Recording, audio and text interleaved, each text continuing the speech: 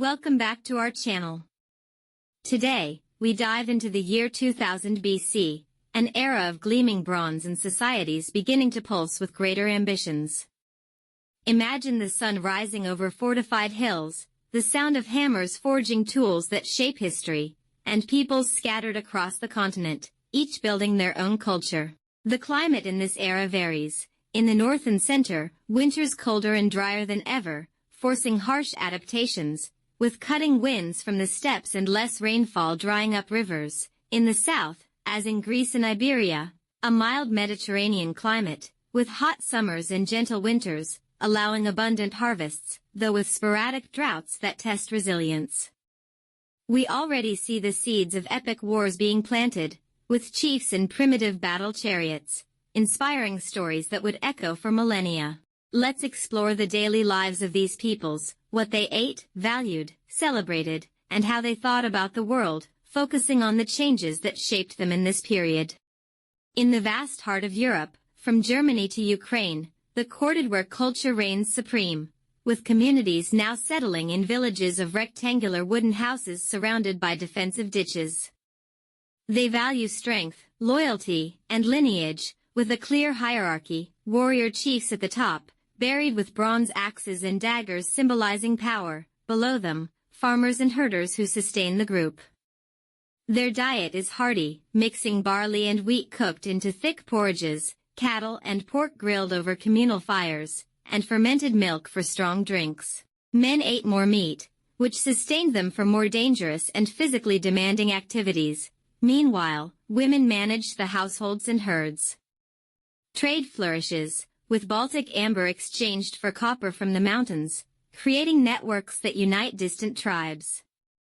They celebrate with rituals around bonfires, honoring ancestors and the cycle of the seasons, perhaps with dances and animal sacrifices to ensure good hunts. Further south, in Ukraine and Romania, the Tripolj, or Cucuteni Tripilia, culture is living its final breaths, yet still impresses with mega-villages arranged in circles housing up to thousands of inhabitants, clay houses painted with spirals as if they were living works of art.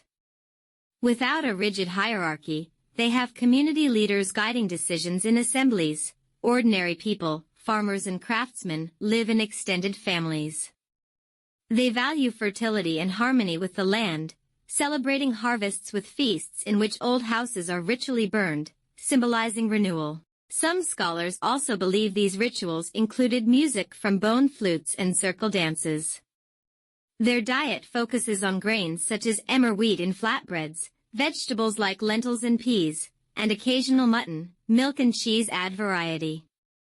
They trade local salt from mines for obsidian and fine ceramics, fostering ties with neighbors. The climate here is continental, with freezing winters that force them to stockpile grain, inspiring thoughts about the eternal cycles of nature, with mother goddesses as central figures representing life reborn from ashes. In southeastern Iberia, the El Arger culture emerges as a power, with hilltop cities like Fuente Alamo, stone walls guarding rectangular houses and noisy workshops. Hierarchy is pronounced, an elite of warriors and metalworkers in command, with chiefs buried in tombs containing silver diadems and swords. They value metal and status, with customs such as individual burials that emphasize individuality.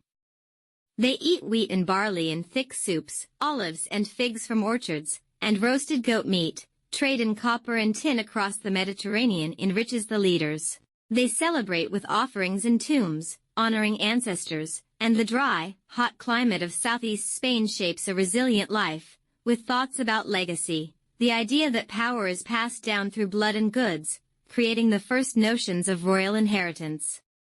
In Central Europe, emerging in Bohemia and Germany, the Anetis culture marks the beginning of an age of princes, with fortified settlements and rich tombs full of gold and bronze. The hierarchy consists of powerful chiefs, such as at Lubingen, buried with disassembled chariots and jewelry. Ordinary people, craftsmen and herders, live in wooden villages. They value trade, exchanging amber and salt for tin from the west, forging alliances.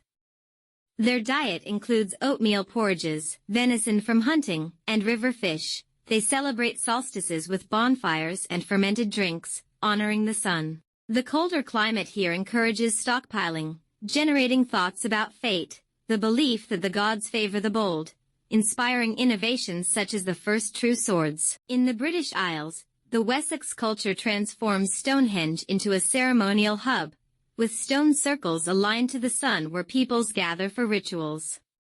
Without large cities, they live on round farms. Hierarchy places archer chiefs at the top. They value the cosmos, celebrating equinoxes with feasts and gold offerings.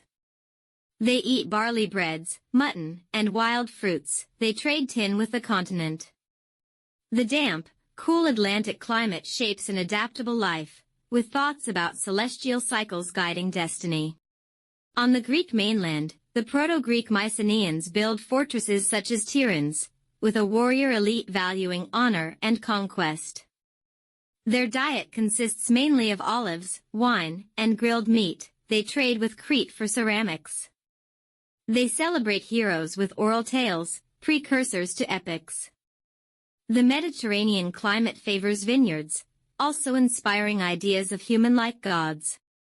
On Crete, the Minoans flourish in palaces such as Knossos, without walls, suggesting peace. At the top of the hierarchy are priest-kings.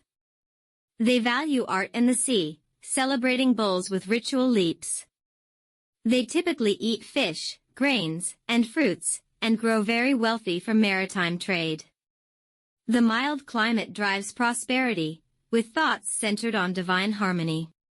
And in the far north, the Finno-Ugric peoples endure, hunting reindeer in frozen forests, valuing shamanism and nature spirits. They eat smoked fish and berries. They love celebrating with songs. The Arctic climate forges resilience, with an animistic worldview. 2000 BCE was an era full of advances, the strengthening of ties between peoples, the growth of trade, and the valuing of cultural heritage on a broad and collective scale. Don't forget to leave a like, share the video, subscribe to the channel, and turn on the notification bell so you'll be alerted when the next episodes are released. I hope you enjoyed this episode, and don't miss the next one.